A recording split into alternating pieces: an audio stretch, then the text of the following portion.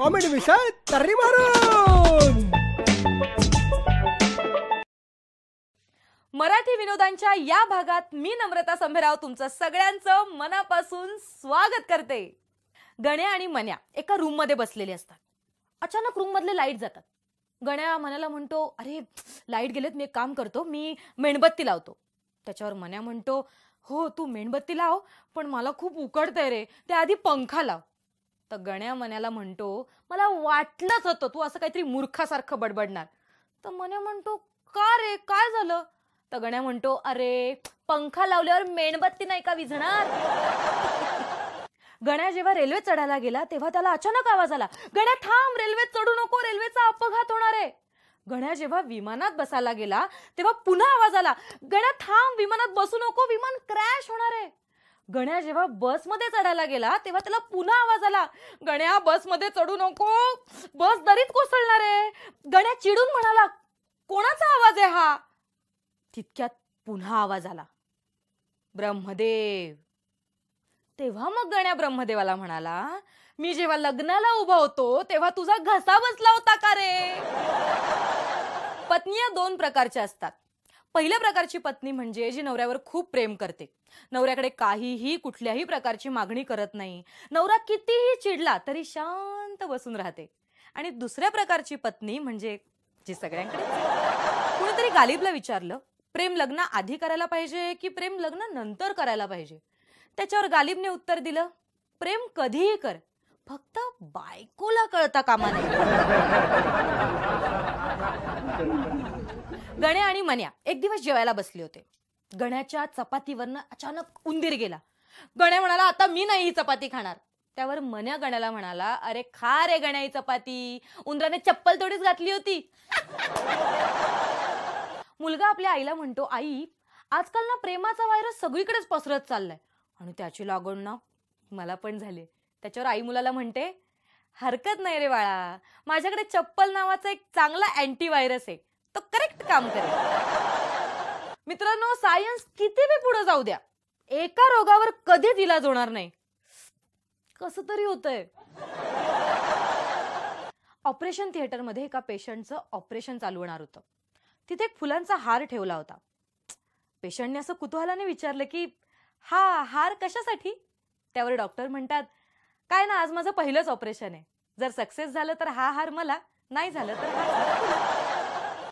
मुलगा आपल्या बापाला विचारतो, बाबा मला राजकारण शिकवा ना. त्याच्यावर त्याचा बाप म्हणतो, ठीक आहे, तू एक काम कर, घराच्या गच्चीवर जा आणि तिकडनं उडी मार, मी तुला पकडतो. तर मुलगा घराच्या गच्चीवर जातो, तिकडनं उडी मारतो, पण त्याचा बाप काही त्याला पकडत नाही. त्यावर मुलगा म्हणतो, काय हो पप्पा, मी एवढी उडी मारली, मला किती लागलं, तुम्ही मला का नाही पकडलं? त्यावर त्याचा बाप त्याला म्हणतो, बाळा एक गोष्ट नीट लक्षात ठेव, राजकारणात स्वतःच्या बापावर सुद्धा विश्वास ठेवायचा नाही. एवढं समजलं की पुढचा क्लास आपण. मुलगी एका दुकानदाराला विचारते, काका असं एखादं व्हॅलेंटाईन डेचं कार्ड आहे का ज्याच्यावर असं लिहिलंय की तू माझं पहिलं आणि शेवटचं प्रेम आहेस? त्यावर ते दुकानदार म्हणतात, हो आहे ना. त्यावरती मुलगी त्या दुकानदाराला म्हणते, ठीक आहे काका, 5 द्या. गुरुजींनी वर्गात एक गंभीर विषय छेडला. मुलांनो, T20 सध्या लय फॉर्मात सुरू आहे. समजा आपल्या परीक्षा सुद्धा या T20 सारख्या झाल्या तर काय बरं स्वरूप असेल त्याचं? कोणाला काही कल्पना? त्यावर अख्खा वर्ग शांत, चिडीत चूप, कोणाला काही सुचेना. आणि मग अचानक बंड्याने हात वर केला. वर्गात सगळ्यांना माहिती होतं की बंड्या हा अत्यंत खोडकर आणि व्रात्य मुलगा आहे. गुरुजींनी बंड्याला विचारलं, मग बंड्या सांग, तुला काय वाटतं, काय स्वरूप असलं पाहिजे? त्यावर बंड्या म्हणाला, गुरुजी परीक्षा ही 1 तास 20 मिनिटाची असायला हवी आणि दर 20 मिनिटांनी विद्यार्थ्यांना आपापसात बोलण्यासाठी 2 मिनिटाचा टाइम ऑफ असायला हवा. पहिली 30 मिनिटं हा पॉवर प्ले असला पाहिजे, ज्यामध्ये शिक्षक वर्गाबाहेर असले पाहिजे. प्रश्नपत्रिकेतला एक प्रश्न हा फ्री हिट असायला हवा, ज्याला विद्यार्थ्यांना पूर्ण मार्क मिळायला हवेत. आणि समजा कोणी पुरवणी घेतलीच तर 2 मिनिटं चिअर गर्ल्सने वर्गात येऊन आमच्यासाठी डान्स केला पाहिजे. बंड्याचे हे स्वरूप ऐकल्यानंतर वर्गातल्या सगळ्या मुलांनी बंड्याला खांद्यावर घेतलं आणि जोरजोरात नाचायला लागले. माझी विद्यार्थी मेळाव्यात शिक्षकांनी सगळ्या विद्यार्थ्यांना एक प्रश्न विचारला की मुलांनो, तुमची या कॉलेजमधली सगळ्यात नावडती आठवण सांगा. त्यावर एक मुलगा उठला आणि म्हणाला, मी आणि माझी बायको याच कॉलेजमध्ये एकमेकांना भेटलो. बायको एक दिवस आपल्या नवऱ्याला असं अचानक विचारते, काय हो, मी तुमच्यासाठी काही वटसावित्रीचं व्रत करत नाही, मग तुम्ही तरी पण असे इतके फिट अँड फाईन कसे हो? त्यावर नवरा म्हणतो, अगं मी व्यायाम करतो ना, म्हणून मी इतका फिट आहे. त्यावर बायको चिडून नवऱ्याला म्हणते, मला मूर्ख समजलात काय तुम्ही?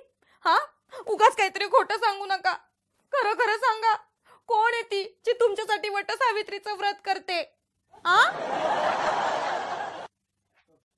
जेव्हा जेव्हा मी मराठी शाळांसमोरून जाते ना, तेव्हा तेव्हा माझ्या मनात विचार येतो की मुलांना घडवता घडवता ही इमारत स्वतः मोडकळीस आली आहे.